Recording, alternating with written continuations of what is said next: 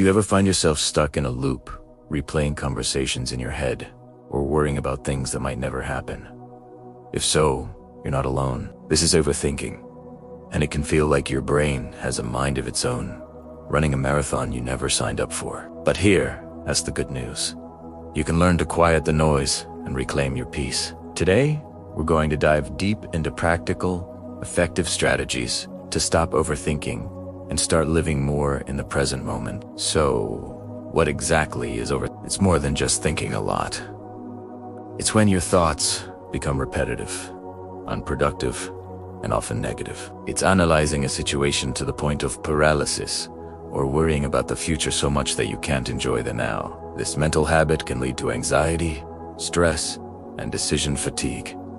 It's like being on a hamster wheel. You're expending a ton of energy but not actually going anywhere. The first step to breaking free is recognizing when you're doing it.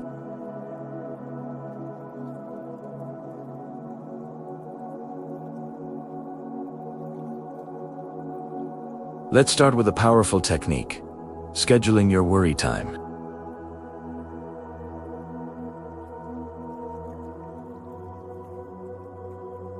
Instead of letting anxious thoughts interrupt your day whenever they please, you take back control.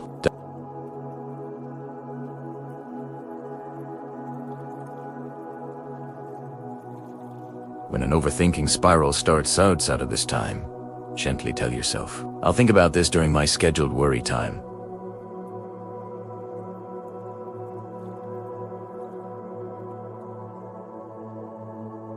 During your worry time, you can write down your worries, analyze them, or just let your mind race. You'll be amazed at how this simple boundary can free up so much mental space.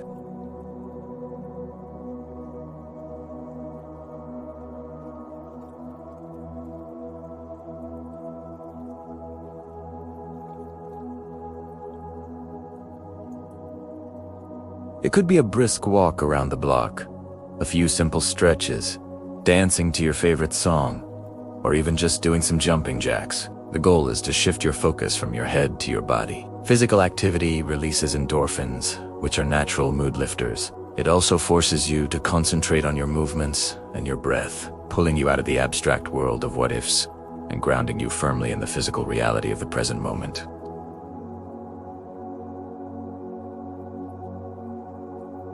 It's hard to overthink when you're busy busting a move. Another crucial strategy is to challenge your own thoughts. Our minds are fantastic storytellers, but they're not always reliable narrators.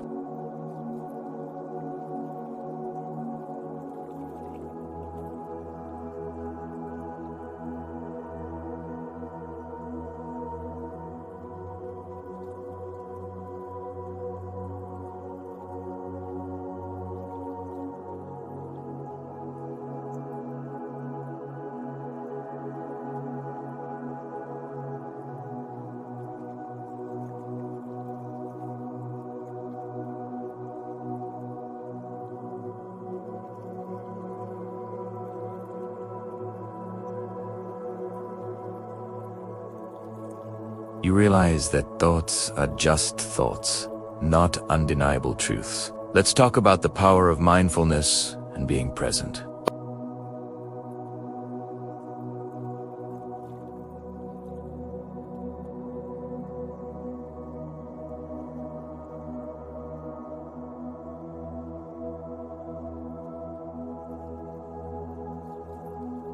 Wherever you are, when you feel your thoughts racing, pause and intentionally notice 5 things you can see.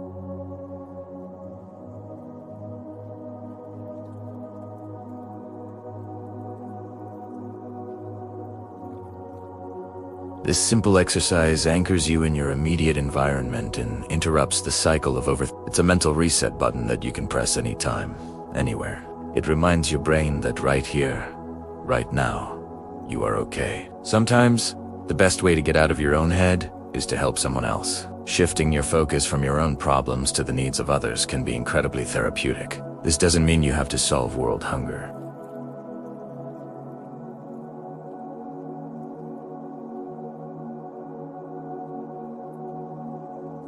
When you're engaged in an act of service, your perspective shifts. Your own worries can seem smaller in comparison. You also get a sense of purpose and connection, which are powerful antidotes to the isolation that overthinking can create. Helping others reminds us that we're part of something bigger than our own internal monologue.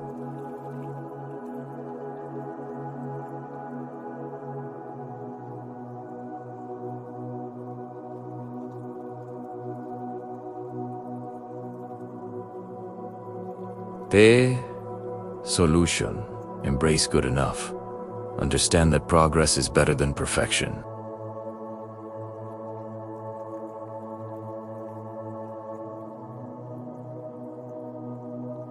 Give yourself permission to be imperfect. Celebrate small wins and completed tasks, rather than focusing on what could have been better.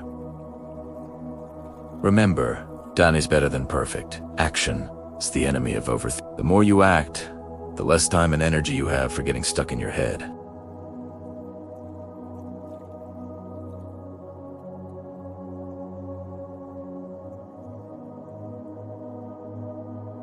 Instead, try to name and accept them. You can say to yourself, I'm feeling anxious right now, and that's okay.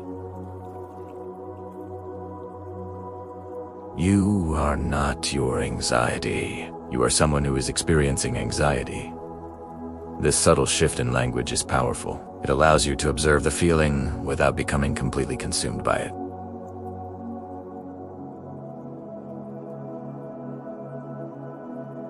This acceptance reduces the internal struggle, which in turn reduces the need to overthink and analyze why you're feeling that way. Finally, remember that learning to stop overthinking is a skill, and like any skill, it takes practice. You'll have good days and bad days.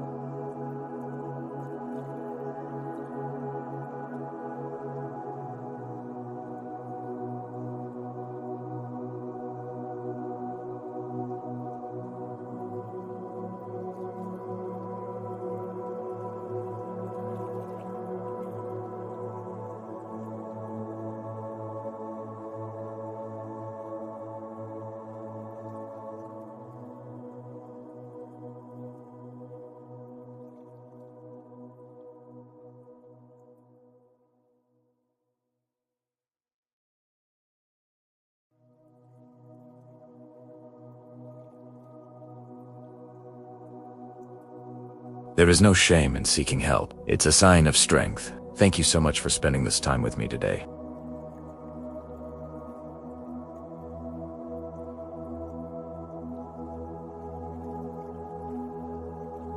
If you found this video helpful, please give it a thumbs up and subscribe to the channel for more content on living a more mindful and intentional life.